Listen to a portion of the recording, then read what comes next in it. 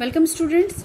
हम लोग आपका चैप्टर पढ़ रहे थे हाउ डू ऑर्गेनिज्म रिप्रोड्यूस, ठीक है ना। इसमें हमने असेक्सुअल रिप्रोडक्शन स्टार्ट कर दिया था और लास्ट वीडियो में मैंने आपको फिशन के बारे में बता दिया था, राइट। अब हम पढ़ेंगे बेटा बडिंग। कौन सा मेथड? सेकंड मेथड पढ़ेंगे असेक्सुअल रिप्रोडक्शन का, बडिंग। उसके बाद spore formation, regeneration, fragmentation and vegetative propagation. तो आज की क्लास में हम बडिंग को ही बेसिकली देखने जा रहे हैं। देखते हैं कितना बन जाता है इस वीडियो के अंदर, ठीक है। तो देखिए बडिंग क्या होता है। देखो बडिंग क्या होता है बेटा। बडिंग में क्या होता है? In budding a small part of the body of the parent organism grows out as a bud, ठीक है, which then detached and becomes a new organism. कहने का मतलब ये कि बडिंग प्रोसेस में रिप्रोडक्शन का बडिंग वो प्रोसेस है जिसमें कि एक छोटा सा पार्ट पेरेंट ऑर्गेनिज्म में से ही निकल के आ जाता है, ग्रो कर जाता है। पेरेंट ऑर्गेनिज्म के अंदर एक छोटा सा पार्ट निकल के आता है। अभी डायग्राम बता देती हूँ, ठीक है। And out as a bud which then detached and become a new organism. क्या होगा? देखो मैंने एक डायग्राम बना रखा है।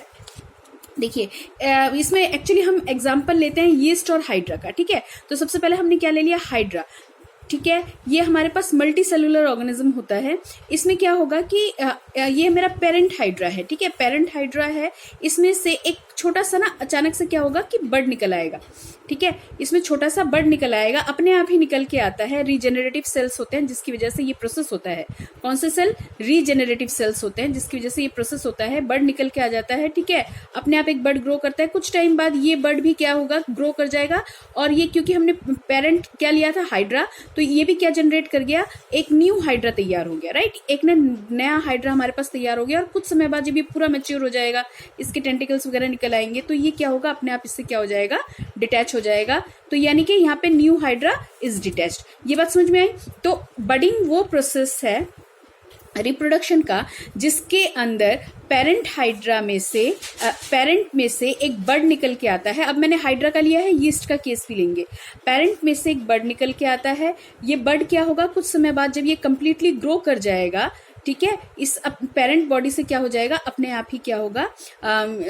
डिटैच हो जाएगा और ये इंडिपेंडेंट एक नया हाइड्रा बनके तैयार हो गया। तो एक पेरेंट से मेरे पास यहाँ पे हाइड्रा आ गया। फिर ये जब मैच्योर होगा, ठीक है ना, ये जो नया हाइड्रा बना ये जब मैच्योर होगा, इसके रिजेनरेटिव सेल्स प्रोड्यूस होंगे, उसमें से भी क्या निकलेगा? एक bird. And this process is going on.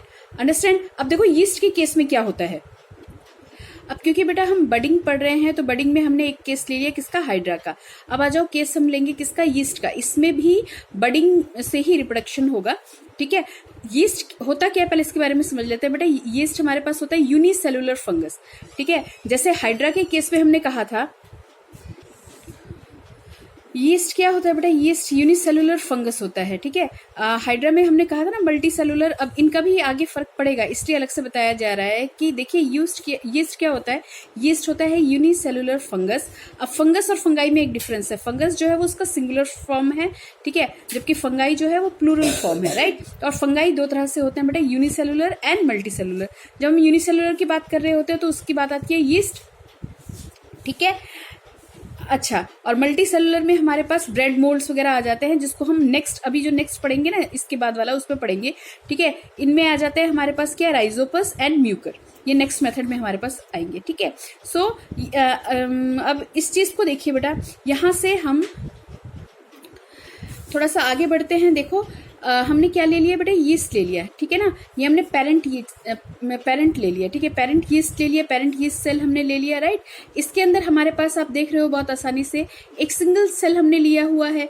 अब ये जब रिप्रोडक्शन करेगा तो क्या होगा? इसमें से ना अपने आप ही एक अलग से बर्ड फॉर्मेशन हो जाएगा। अभी हम बडिंग ही तो पढ़ रहे हैं, ठीक है ना।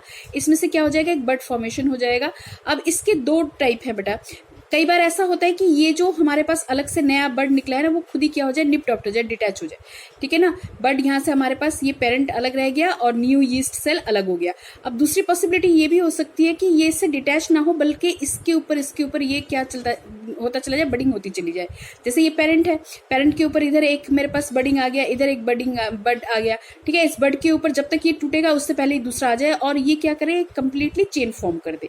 ये दोनों पॉसिबिलिटीज है। लेकिन हुआ क्या, बडिंग हुआ तब जाके डिटैच हुआ, या बडिंग के ऊपर क्या होता चला गया, ये आगे आगे प्रोड्यूस होता चला गया और एक लॉन्ग चेन बना लिया, तो long chain of yeast cell form. समझ में आया? बडिंग प्रोसेस समझ में आया? बडिंग में क्या होता है, जो पेरेंट सेल होगा उसी में से अपने आप ही क्या होगा, रीजेनरेशन सेल की वजह से इसी में क्या होगा, एक बड निकल के आएगा और जो क्या हो जाएगा, डिटैच हो जाएगा, हाइड्रा के केस में भी और यीस्ट के केस में भी, राइट। चलो बेटा अगला मेथड देखते हैं, दैट इज स्पोर फॉर्मेशन, ठीक है। थर्ड मेथड कर रहे हैं असेक्सुअल रिप्रोडक्शन का, that is spore formation.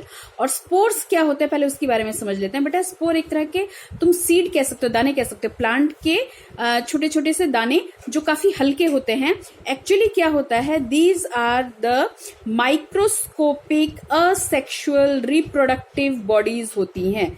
Microscopic समझ रहे हो, बहुत छोटे छोटे असेक्सुअल रिप्रोडक्टिव बॉडीज होती हैं, ठीक है। रिप्रोडक्शन टेक प्लेस करता है इन्हीं के थ्रू। अब देखो इसको बहुत अच्छे से समझने की कोशिश करेंगे। बेटा स्पोर फॉर्मेशन होता कहाँ पे है, non flowering plant and bacterias में होता है। नॉन फ्लावरिंग प्लांट समझते हो ना, जिनमें फ्लावर्स नहीं होते, ठीक है ना। Non flowering plants and bacteria में होते हैं। इसमें क्या होता है कि जो पेरेंट सेल होता है वो क्या प्रोड्यूस करता है, पेरेंट प्लांट जो होता है वो क्या प्रोड्यूस करता है, वो टाइनी स्पोर प्रोड्यूस करता है, छोटे छोटे से दाने प्रोड्यूस करता है, ठीक है। अभी देखेंगे कैसे, ठीक है। और ये जो छोटे छोटे से स्पोर्स होते हैं, they give rise new plant, ठीक है। ये जो दाने होते हैं, जब इनको कोई सुटेबल कंडीशन मिलती है उस जगह पे बैठ के ये नए प्लांट अपने तैयार करने स्टार्ट करते हैं। फॉर एग्जाम्पल फंगाई, जिन्हें हम बोलेंगे राइजोपस। अभी इसी को हम स्टडी करेंगे, राइट। बेटा स्पोर फॉर्मेशन पढ़ने से पहले मैं आपको कुछ चीजें दिखा देना चाहती हूँ। देखो मैंने एक डायग्राम लिया हुआ है, आपने ब्रेड के ऊपर ऐसा देखा होगा ना, है ना। अगर ब्रेड को आप किसी नमी वाली जगह में कुछ दिनों तक के लिए रख दोगे तो आप देखना उसके ऊपर ना सफेद सा एक जैसे क्या कहते हैं इसको, रुई जैसा कुछ आ जाता है ना। वो थोड़े दिनों बाद जाके किस में बदल जाता है, काले या हरे पैचेस में बदल जाता है। एक्चुअली वो जो सफेद रुई जैसी जो होती है ना बेटा, वो ही हमारे पास क्या होता है बेटा, ये ब्रेड मोल्ड जो होते हैं ना, वो हमारे पास फंगस होते हैं।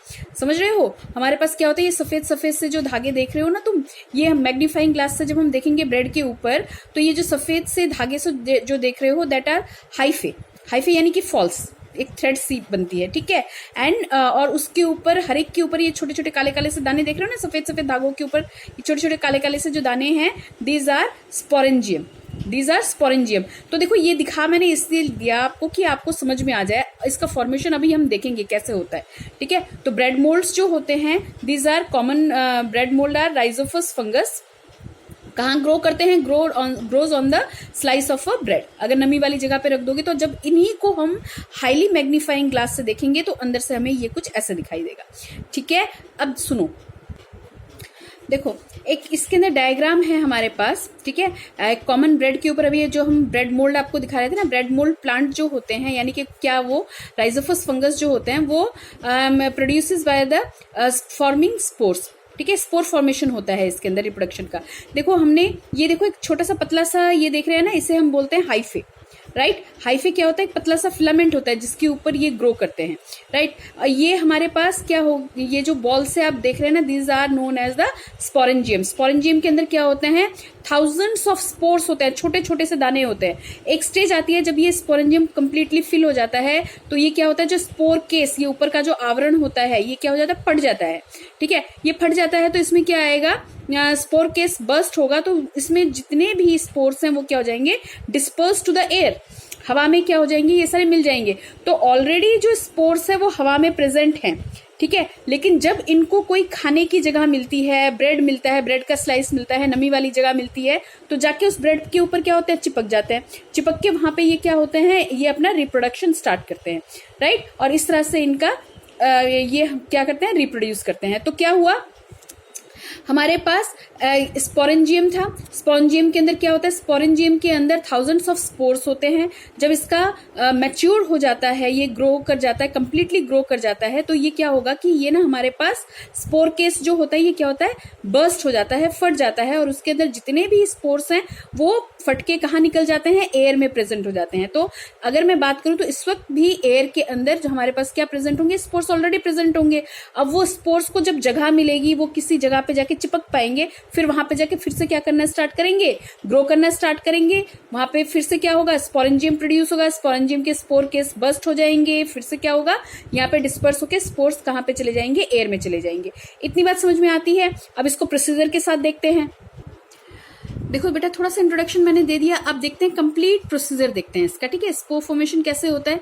देखो राइजोफस, मैंने राइजोफस आपको दिखा दिया कहाँ पे, राइजोफस ब्रेड मोल्ड मैंने आपको दिखा दिया ना, ठीक है। डायग्राम मैंने अभी दिखाया था, ठीक है। ये क्या होता है, फंगस होता है। जब ये कंप्लीटली ग्रो कर जाता है, when reaches to the reproductive age, rhizopus क्या हो गया, produces to the reproductive age, तो इसके बॉडी सेल्स जो होते हैं वो थिकन वॉल में कन्वर्ट होना स्टार्ट हो जाते हैं, ठीक है। जिसके अंदर हमारे पास क्या होता है, थिकन वॉल जो हमारे पास क्या होता है, स्पोर सेक्स होता है जिसके अंदर, ठीक है, स्पोर सेक प्रोड्यूस होता है, ठीक है। इसी को हम नाम क्या देते हैं बेटा, स्पोरेंजियम। इसी को नाम क्या देते हैं, स्पोरेंजियम। जब इसमें सेल डिविजन होता है, फर्दर सेल डिविजन होता है, तो सेल डिविजन होकर ये क्या देता है हमारे पास, डॉटर सेल तैयार करता है। डॉटर सेल यानी कि क्या तैयार करता है, स्पोर, ठीक है। यानी हमारे पास क्या तैयार करता है बेटा, स्पोर तैयार करता है। और ये जब इसका थिक वॉल सिस जो होगा वो जब वो क्या करता है बेटा, थिक वॉल सिस जो इसके ऊपर होता है, दिखाया था ना डायग्राम में, वो क्या करने का काम करता है बेटा, प्रोटेक्ट करता है फ्रॉम अनफेवरेबल कंडीशंस, राइट। समझ में आया। राइजोफस हमने लिया, राइजोफस फंगस हमने लिया। राइजोफस फंगस को हम स्टडी कर रहे हैं क्या करवाने के लिए, स्पोर फॉर्मेशन के लिए, ठीक है। रिप्रोडक्टिव एज में आने के बाद इसके जो वॉल्स हैं वो थिक हो जाते हैं, क्या होता है, वो स्पोर सेक्स होता है, स्पोर सेक प्रोड्यूस करता है, ठीक है। क्या हुआ, स्पोरेंजियम, इसमें सेल डिवीजन हुआ, सेल डिवीजन से क्या हुआ हमारे पास, डॉटर सेल, डॉटर सेल ने क्या फॉर्म किया, स्पोर्स फॉर्म किया, ठीक है। समझ में आया, इतना प्रोसीजर समझ में आया, ठीक है। अब देखिए, ये हमारे पास ये स्टेप्स के हिसाब से मैं आपको समझा देती हूँ। जैसे ही कोई फेवरेबल कंडीशन आएगा तो ये स्पोर क्या करेगा, जर्मिनेट करेगा इनटू न्यू ऑर्गेनिज्म, ठीक है। न्यू ऑर्गेनिज्म यानी कि नए राइजोफस बना देगा, ठीक है। ये रहा स्पोरेंजियम, ये डायग्राम हमने दिखा दिया, दिस इज स्पोरेंजियम, ठीक है। अब ये सुटेबल कंडीशंस आएंगी इसकी, ठीक है। ये इसके ऊपर ना एक मोटा सा थिक वॉल होता है जो इसको क्या करता है, प्रोटेक्ट करता है। लेकिन जब ये कंप्लीटली फिल हो जाएगा फेवरेबल कंडीशन में, ये क्या होगा, बर्स्ट होगा और ये दूसरे डॉटर सेल क्या कर देगा, प्रोड्यूस कर देगा। हमारे पास क्या होगा, एयर में क्या किस चीज को देगा, स्पोर फॉर्म कर देगा, ठीक है। Spore being dispersed into air, right. तो होता क्या है बेटा, in spore formation the parent plant produces 100 of microscopic reproductive units called spores. Spore formation में क्या तैयार होता है बेटा, स्पोर तैयार होता है। कितने, 100 ऑफ माइक्रोस्कोपिक रिप्रोडक्टिव यूनिट्स, ठीक है ना।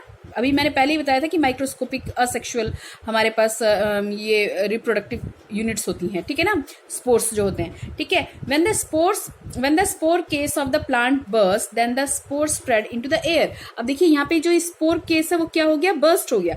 बर्स्ट हुआ तो ये हमारे पास स्पोर कहाँ पे चले गए, सारे के सारे स्प्रेड्स इनटू द एयर, ठीक है। When these airborne spores land on food, अब ये कहाँ पे चले गए बेटा, एयर में प्रेजेंट हो गए, फूट गए और एयर में क्या हो गए, प्रेजेंट हो गए। अब ये जो एयर में जो स्पोर्स ऑलरेडी हैं, इनको जब कहीं पे कुछ जगह मिलती है लैंड करने की, या कहीं पे जमने की जगह मिल जाती है, बैठने की जगह मिल जाती है किसी भी खाने पे या नमी वाली जगह पे, तो ये क्या करते हैं, under favourable conditions like damp and warm conditions, ठीक है। डैम्प होगा, वार्म होगा, गर्मी, ये सब कंडीशंस के अंडर क्या करते हैं, दे जर्मिनेट, ये फिर से क्या करना स्टार्ट करते हैं, जर्मिनेट, ग्रो करना स्टार्ट करते हैं एंड प्रोड्यूसेस न्यू प्लांट। इतना मैंने आपको समझा ही दिया, ठीक है। Most of the fungi like rhizopus, mucor etcetera और bacteria and non flowering plant reproduce by the method of spore formation, ठीक है। और ये ध्यान में रखिएगा, इसको मैंने अलग से आप लोगों के लिए लिखा है, the common bread mould is a fungus plant whose scientific name is rhizopus. ये जो ब्रेड मोल्ड